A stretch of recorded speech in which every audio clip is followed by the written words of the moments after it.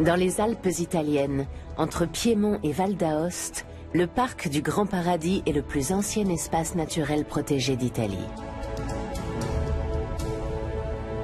Les grands prédateurs ont disparu depuis longtemps de cette ancienne réserve royale.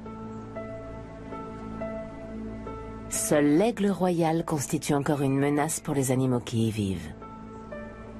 La marmotte, par exemple, est toujours sur le qui-vive. Mais même le chamois et le bouquetin vont bientôt devoir se tenir sur leur garde.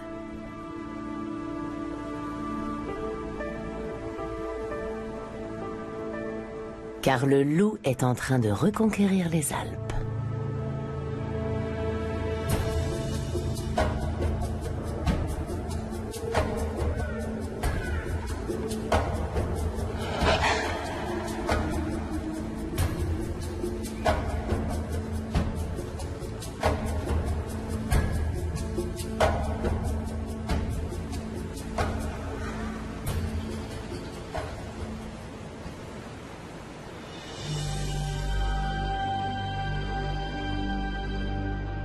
Ancêtre du chien, le loup a toujours fasciné l'homme et alimenté ses peurs.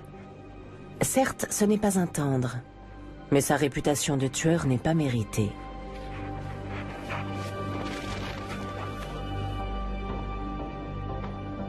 Diabolisé par l'Église et par la culture populaire au Moyen-Âge, le grand méchant loup est traqué dans toute l'Europe et exterminé sans pitié.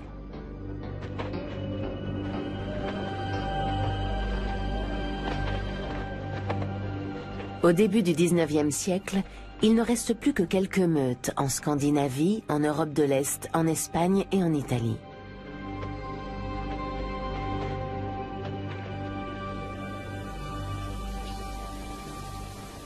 Aujourd'hui, les loups sont revenus dans les grandes forêts sauvages de la chaîne des Apennins, en Toscane.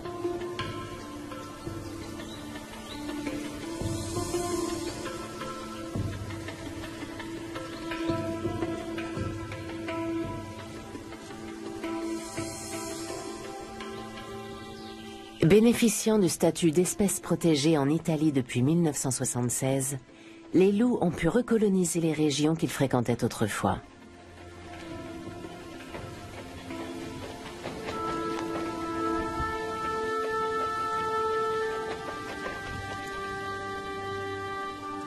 Les loups vivent en meute selon une hiérarchie très stricte. Le couple dominant est le seul à se reproduire. Les autres individus ont le choix entre se soumettre ou partir.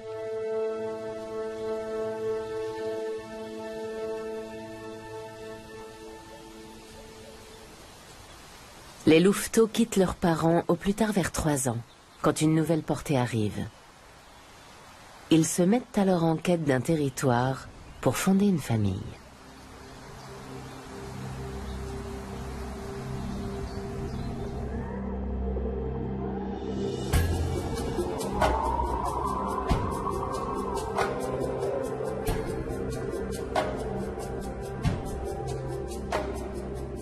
Certains vont ainsi parcourir des centaines de kilomètres à travers les montagnes. Ils passent parfois à proximité des villes ou des autoroutes sans se faire remarquer.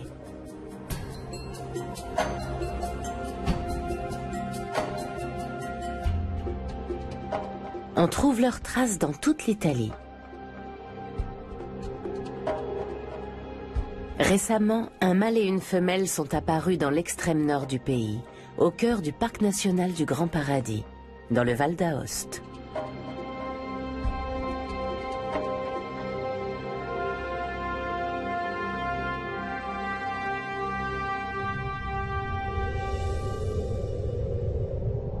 Ils ont probablement parcouru plus de 300 kilomètres.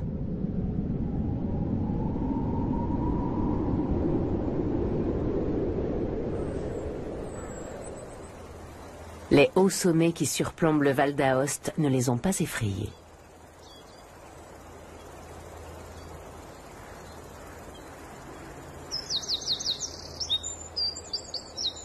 De nombreuses espèces ont trouvé refuge dans le parc du Grand Paradis, comme le lézard vivipare, une espèce protégée.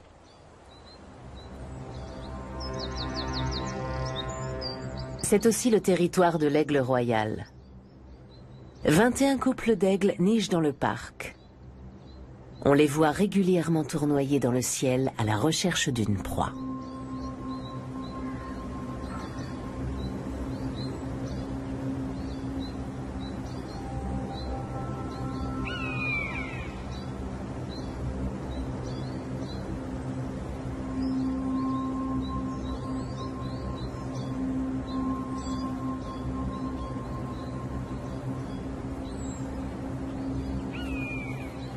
Mais le Grand Paradis est surtout célèbre pour ses bouquetins. Le biologiste Stefano Grignolio les étudie depuis 2003. Ciao.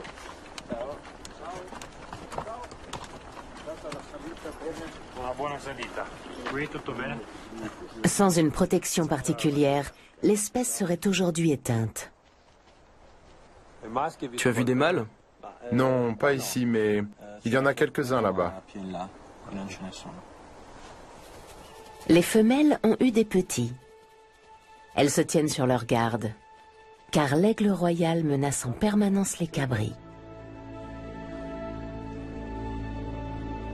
Les chercheurs l'ignorent encore, mais bientôt c'est le loup qui pourrait mettre la survie de l'espèce en danger. Pour l'instant, les cabris sont en relative sécurité à 2500 mètres d'altitude.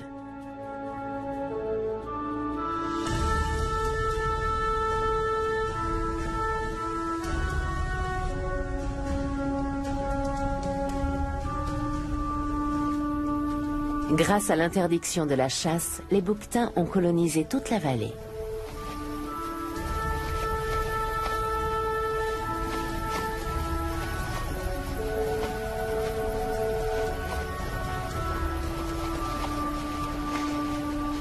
Les cornes du mâle sont grandes, épaisses et recourbées vers l'arrière. Elles peuvent atteindre 1 mètre de long. Le Val Savarenche est l'une des vallées protégées du parc. Le sommet du Grand Paradis, qui culmine à 4061 mètres, y attire beaucoup de touristes. Cela ne semble guère gêner les bouquetins. L'homme a pourtant longtemps été leur pire ennemi.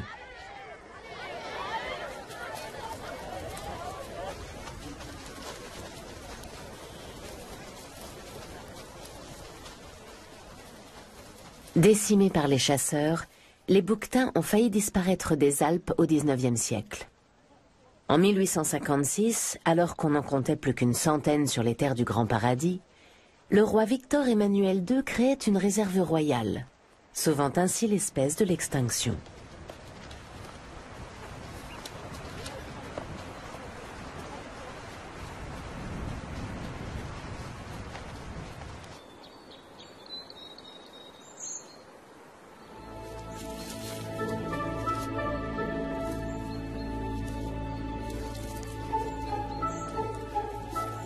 En 1922, la réserve est devenue un parc national où toutes les espèces sont protégées.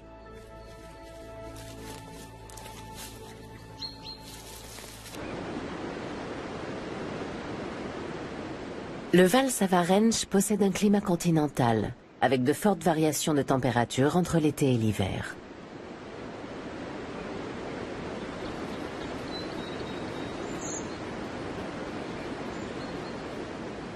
À la belle saison, les chamois descendent à faible altitude pour brouter l'herbe tendre.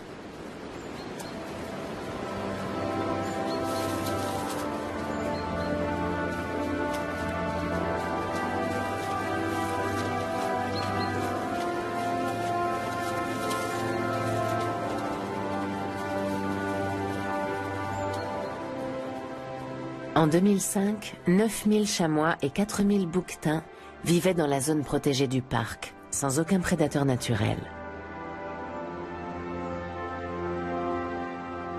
Mais cette page de leur histoire est sur le point de se tourner. Car les loups reviennent, attirés par l'abondance des proies.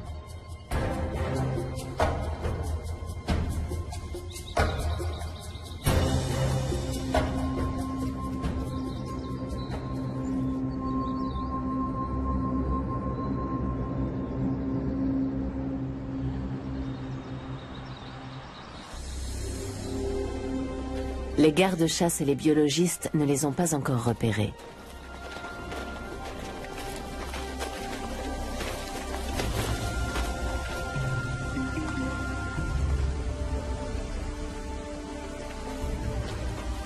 Pour assurer le suivi scientifique de leurs recherches, ils sont venus marquer l'oreille d'un bouquetin.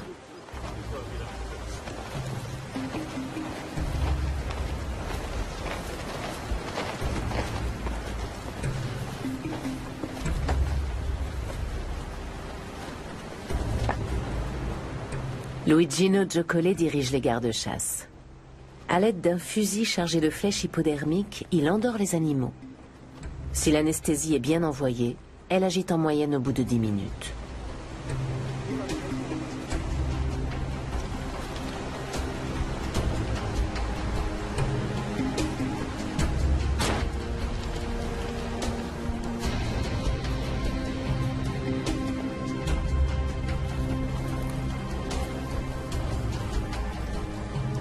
Ensuite, il faut agir vite. On bande les yeux du bouquetin pour diminuer son stress.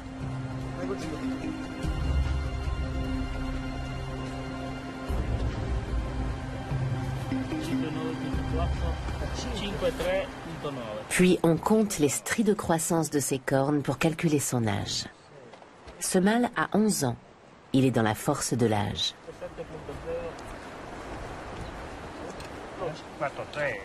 Il ne reste plus qu'à le marquer à l'oreille. Il fournira désormais de précieuses informations à Stefano Grignolio.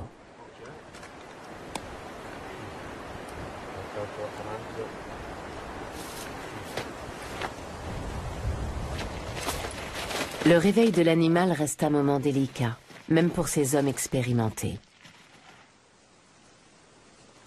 Ses cornes sont une arme redoutable qu'il sait manier avec précision.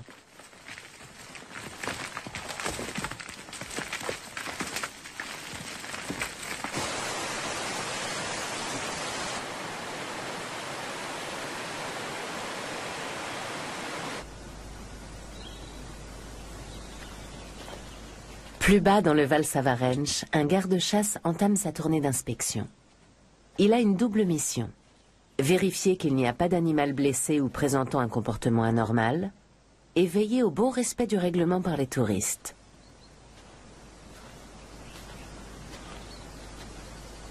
Mais Dario Favre est aussi un cinéaste amateur.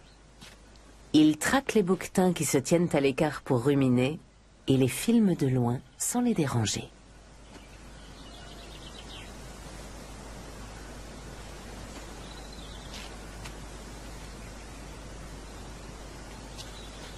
Il emporte toujours sa caméra avec lui.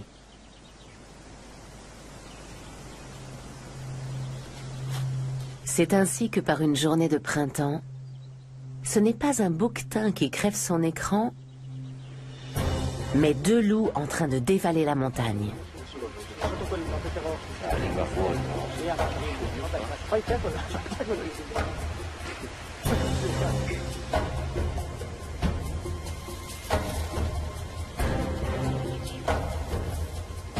Les bêtes semblent craintives. Malgré la distance qui les sépare du garde-chasse, elles ne cessent de le surveiller du coin de l'œil. Les traces qu'elles laissent derrière elles vont permettre de déterminer leur origine. L'analyse génétique des poils et des excréments révèle que ces loups proviennent de 2 meutes différentes du sud du Piémont. Mais l'hiver arrive. Les loups vont-ils migrer vers des cieux plus cléments?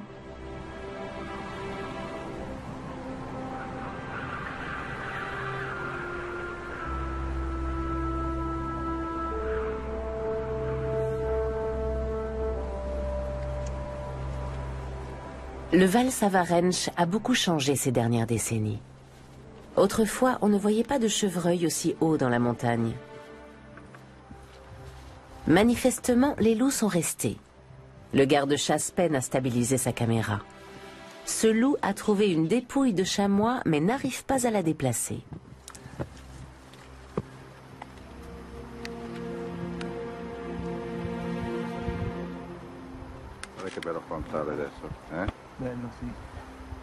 Les gardes-chasse sont inquiets. Les loups sont-ils une menace pour les bouquetins et les autres espèces protégées du parc?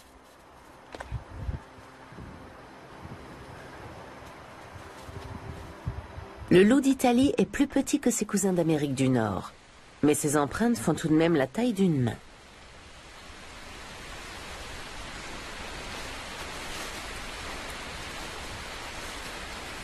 Les gardes-chasse en voient de plus en plus souvent. Le loup et la louve ont l'air de s'installer.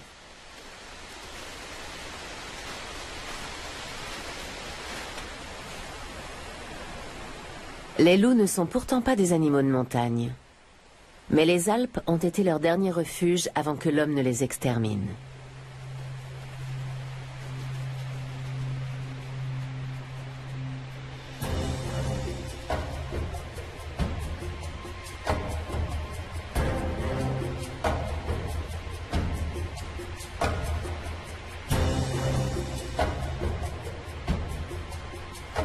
Officiellement, le dernier loup du Val-Savarenche a été abattu en 1862.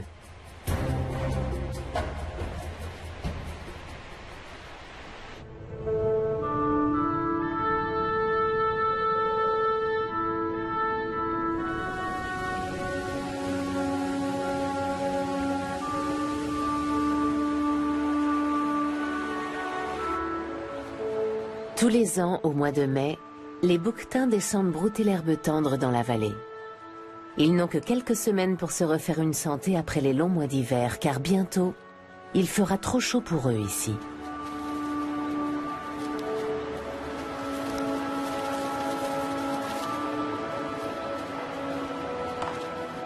Les mâles prennent tout de même le temps de tester leur force en vue de la saison du rut.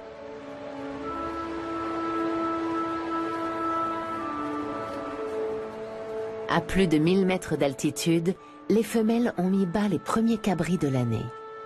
Les petits n'ont que 2 ou 3 jours, mais ils font déjà leur premier saut.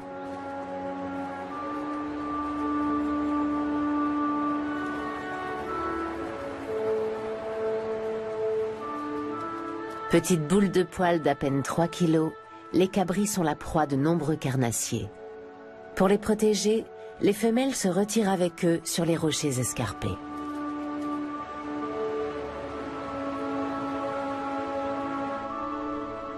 Là-haut, elles sont à l'abri des loups. Elles se comportent comme si les grands carnassiers n'avaient jamais disparu des Alpes.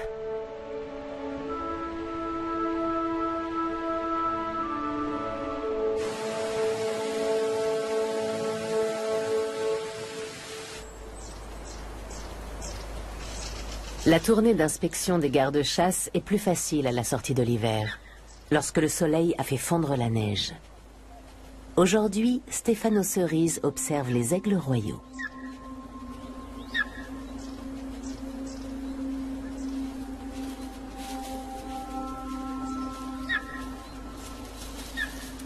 C'est l'époque de la ponte.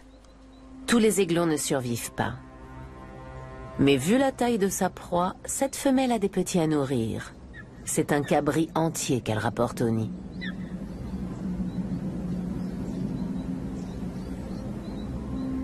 Il pèse presque autant qu'elle.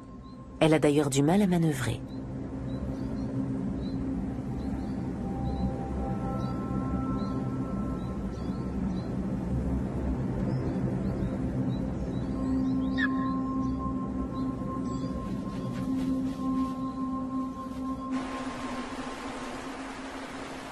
C'est aussi à cette saison que les louves mettent bas. Les louves en gestation se retirent dans une tanière bien avant la mise bas, et les louveteaux ne sortent pas avant l'âge de 7 ou 8 semaines.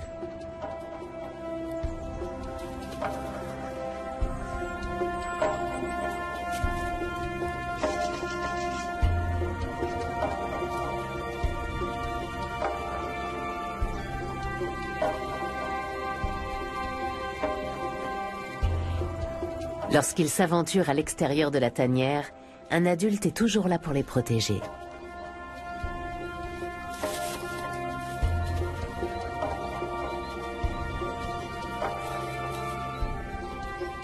Ils peuvent ainsi explorer le vaste monde en toute sécurité.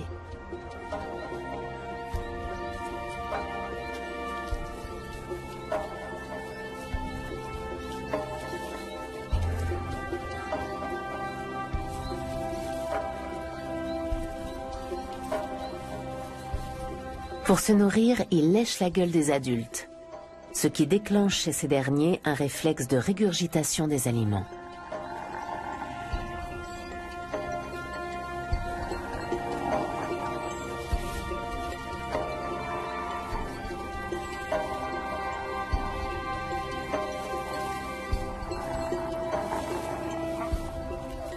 Pour partir chasser, les deux adultes sont forcés de laisser leurs petits se débrouiller seuls. À l'automne, les louveteaux seront assez grands pour les suivre, mais d'ici là, ils doivent attendre leurs parents, cachés dans la forêt. C'est une période critique, car s'il arrive quelque chose aux adultes, les petits ne pourront pas survivre.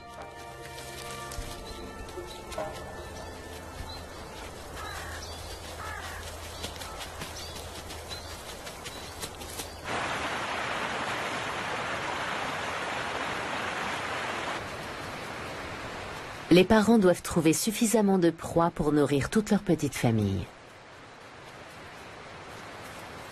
Comme l'homme, le loup utilise tous ses sens pour s'orienter. Mais son odorat est 1000 fois plus développé que le nôtre. Il peut repérer une proie à 3 km à la ronde. Le couple du parc national du Grand Paradis a un faible pour les chevreuils et les chamois. Chasser un chevreuil adulte n'est pas une mince affaire pour deux loups.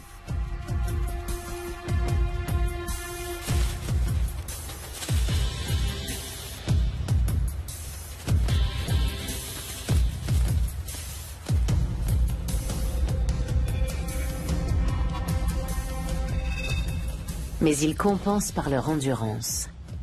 Les loups sont capables de tenir une vitesse de 65 km/h durant un long moment, contrairement aux chevreuils.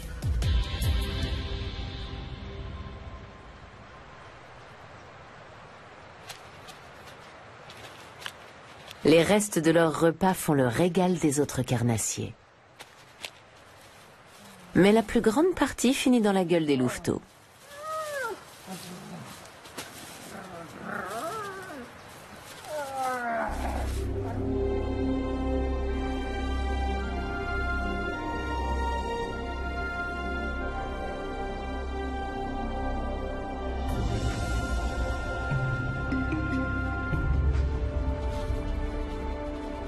Avant même la création du parc national, les animaux menacés par les braconniers faisaient l'objet d'un suivi. Régulièrement, les gardes-chasse de la réserve de Victor-Emmanuel II recensaient les populations de chamois et de bouquetins, comme les gardes-chasse d'aujourd'hui.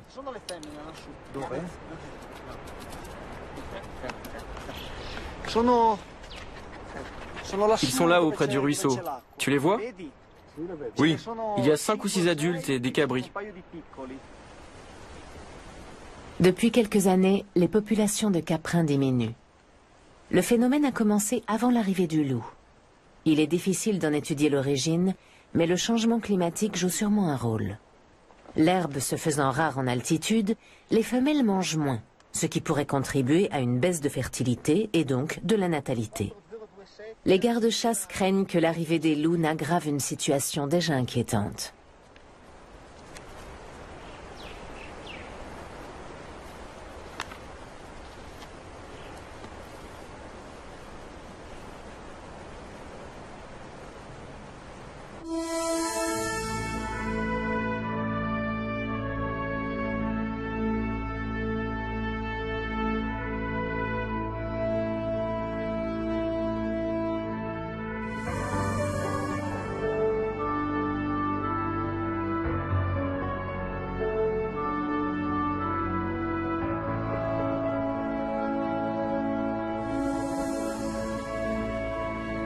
Au printemps 2008, les habitants du Val Savarenche ont dû s'habituer à la présence des loups dans la vallée.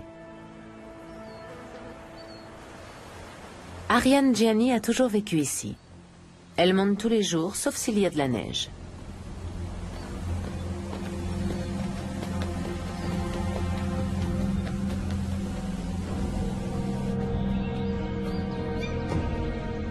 Elle sait que les loups rôdent, mais fait confiance à son cheval.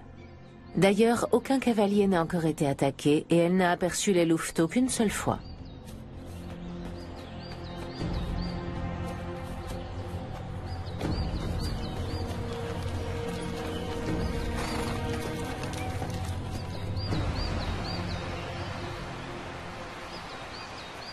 Ils sont déjà grands et semblent habitués à l'homme. Ils sont en tout cas moins craintifs que leurs parents.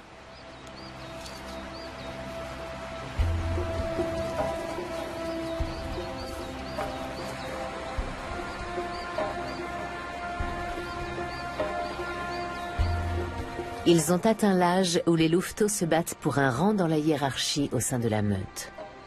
Les parents ne s'immiscent pas dans la querelle, aussi violente soit-elle.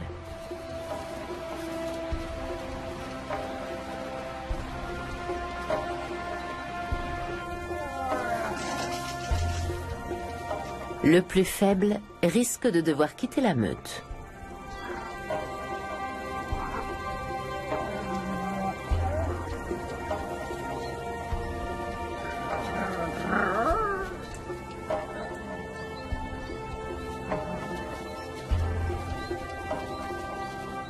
À moins qu'ils ne partent tous les trois fonder leur propre famille, comme l'ont fait leurs parents.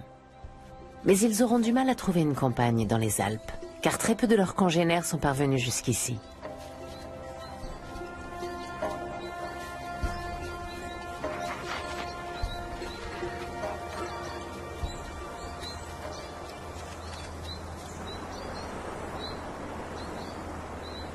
Pour étudier la faune du parc du Grand Paradis, les biologistes travaillent en étroite collaboration avec les gardes-chasse.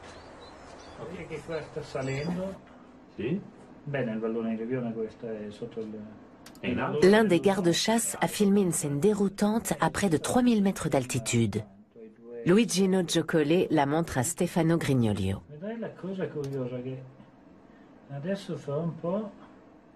C'est la preuve que les loups s'aventurent en haute altitude. Mais le plus étonnant, c'est la rencontre avec un bouquetin adulte. Le loup passe son chemin, alors même que le bouquetin semble le défier d'un geste de la tête.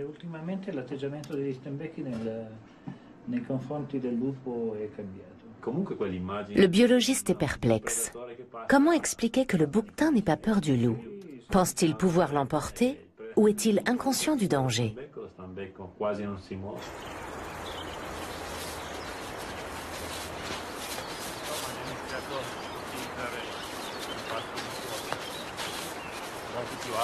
Quoi qu'il en soit, ces images semblent indiquer que le loup n'est pas une menace pour les bouquetins du Grand Paradis. Les biologistes ne sont plus inquiets, d'autant que les caprins ont recolonisé d'autres vallées.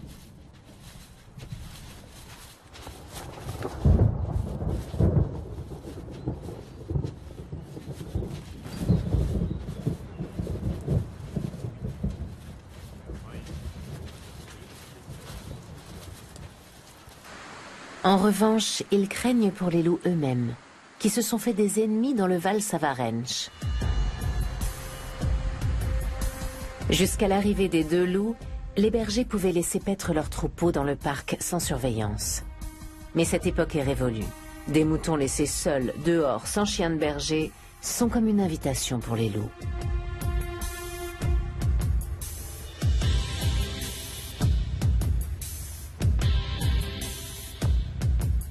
Les moutons n'ont pas appris à garder leur distance ou à fuir. Ils sont une proie facile, comme le montre cet enregistrement d'une caméra de vidéosurveillance.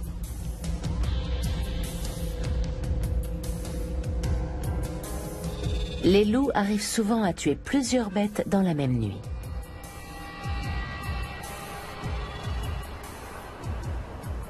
Il est facile de les faire fuir, mais cela nécessite de prendre quelques mesures. Si les loups restent ici, les bergers devront mieux protéger leurs troupeaux.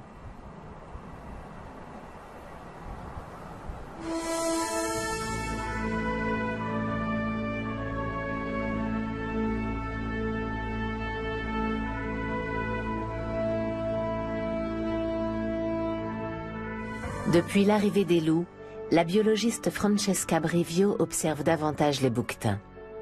Pour l'instant, le comportement des mâles adultes est inchangé.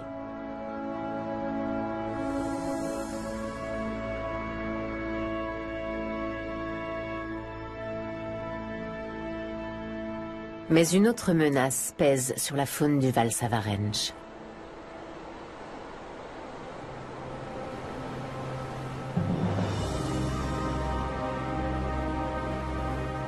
L'hiver 2009 a été le plus rigoureux depuis 30 ans. Sous l'effet du changement climatique, les intempéries ont été particulièrement violentes.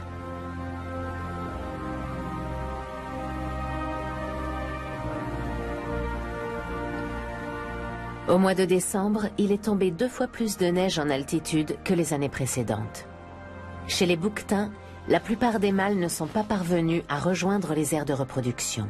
Même les agiles chamois ont eu du mal à atteindre leur zone d'hivernage habituelle.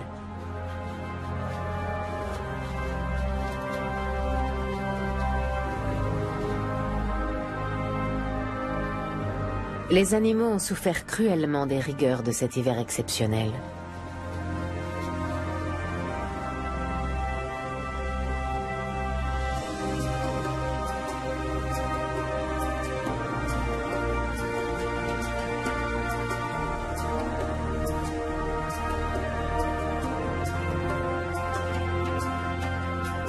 Les loups sont capables de s'adapter aux conditions de vie les plus rudes.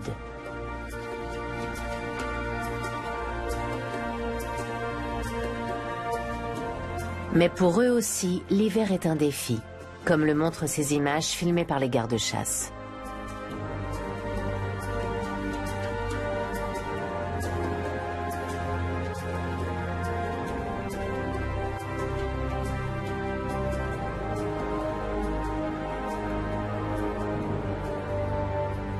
Le froid, la neige et le risque d'avalanche empêchent les biologistes et les gardes-chasse de suivre de près les animaux du parc.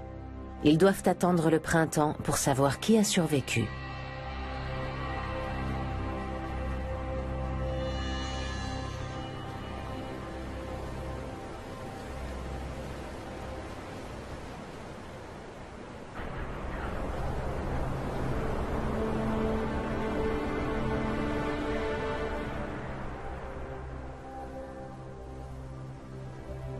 Le printemps est de retour.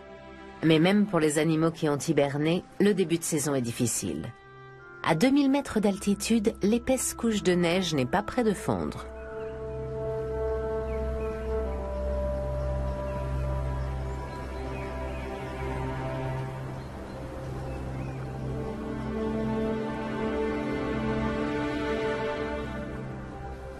Les marmottes sortent de l'hibernation.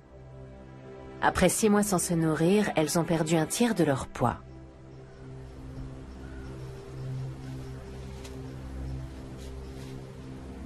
Habituellement, en cette saison, elles trouvent de l'herbe tendre, mais pas cette année.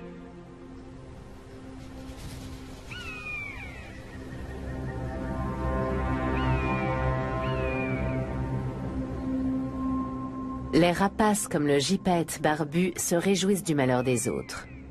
Lorsque la neige fond enfin, les carcasses d'animaux affleurent un peu partout.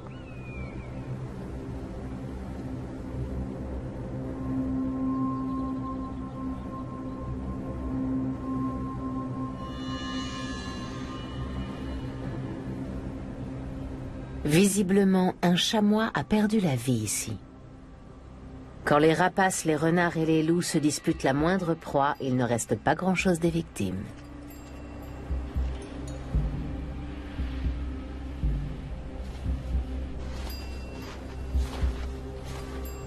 Le docteur Bassano est le vétérinaire du parc du Grand Paradis.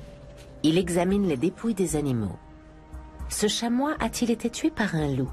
Ce serait le premier signe de vie de la meute depuis longtemps.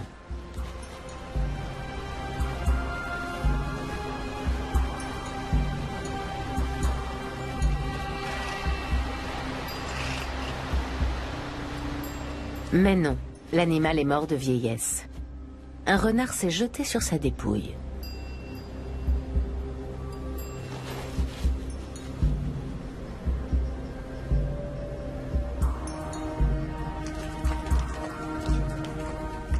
La nature paie un lourd tribut à l'hiver.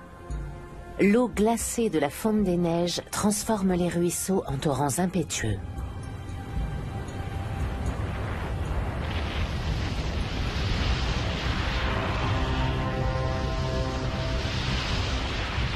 Sur les parois abruptes, elles se mêlent à la neige et déclenchent des avalanches dévastatrices. Et personne n'est à l'abri. Ce type d'avalanche peut se produire partout avec des conséquences mortelles.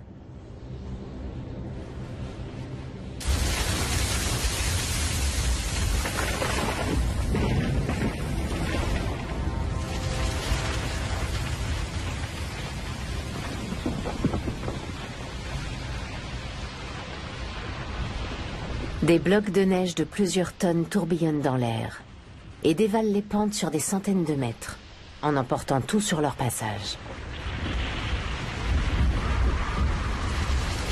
Un millier de chamois et près de 400 bouquetins n'ont pas survécu à l'hiver.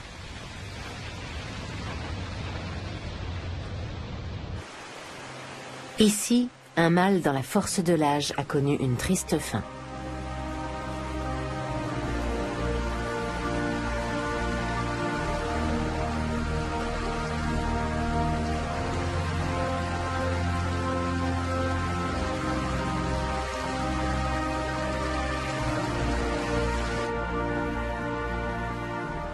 Les villages ne sont pas épargnés.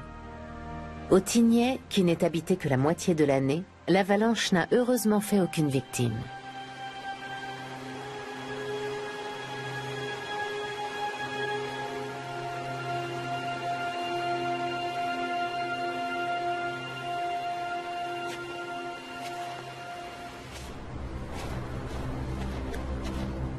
Dès que la neige a disparu, biologistes et gardes-chasse se mettent en quête des bouquetins qu'ils ont marqués.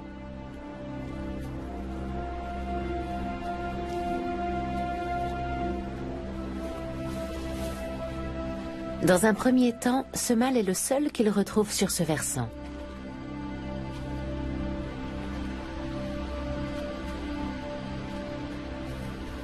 L'été précédent, Francesca Brivio avait pourtant observé tout un groupe ici.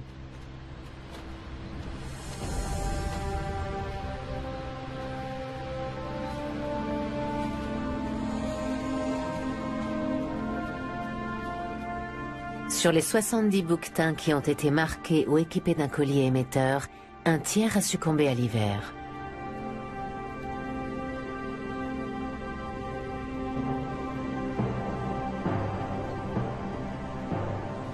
En comparaison, le nombre de bouquetins victimes des loups est insignifiant.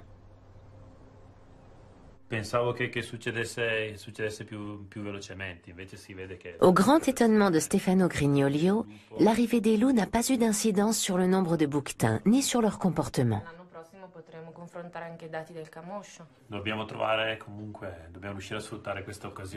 Les biologistes vont maintenant étudier les effets sur les chamois et les autres espèces du parc. E man mano continuare a raccogliere informazioni in modo tale da riuscire a capire se e come cambia il comportamento.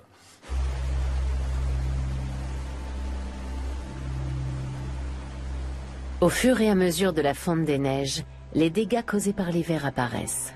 Mais les loups restent invisibles. Ont-ils péri eux aussi ou ont-ils migré vers une région plus clémente ?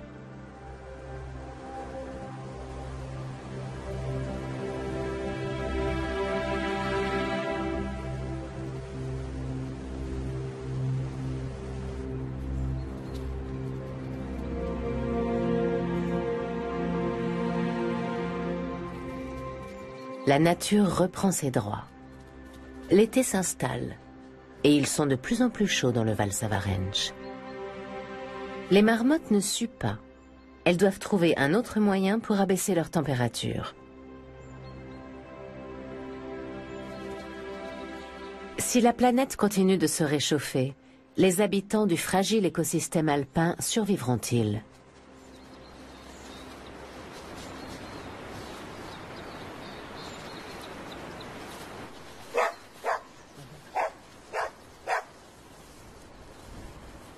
Stefano Cerise tient enfin la piste des loups.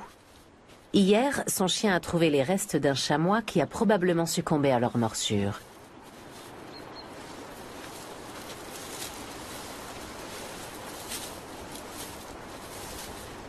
La dépouille ne révélera plus rien, mais le garde-chasse avait posé un piège photo.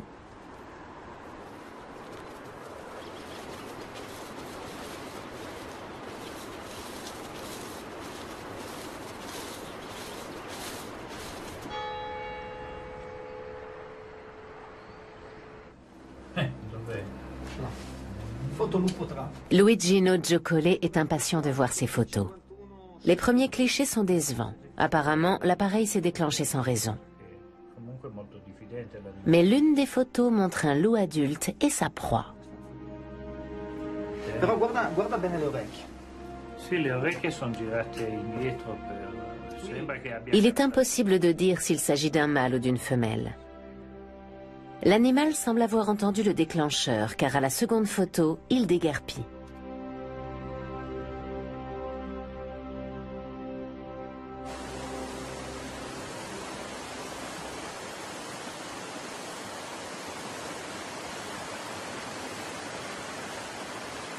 Quelque temps plus tard, les biologistes et les gardes-chasse finissent par retrouver la trace des loups. Le couple Alpha et l'un des jeunes sont restés dans le Val Savarenche. Mais les deux autres sont partis pour la vallée voisine. Ne ha fatti più di Carlo in Francia, però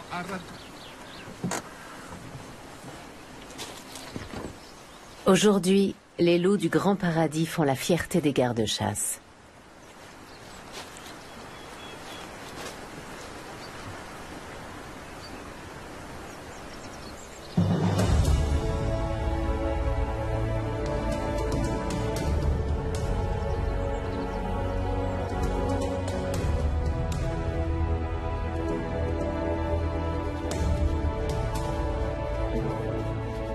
Dario Favre espère que le loup pourra recoloniser les Alpes, comme les bouquetins l'ont fait au siècle dernier. Pour qu'il retrouve enfin sa place dans les forêts d'Europe.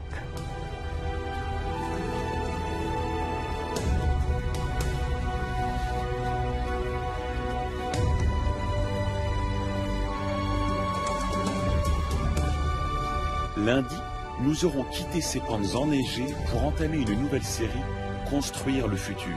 Épisode 1, le soleil sur Terre. Mais pour l'heure, allons à Madagascar pour un voyage ultra sensoriel avec Sophie et Pongo.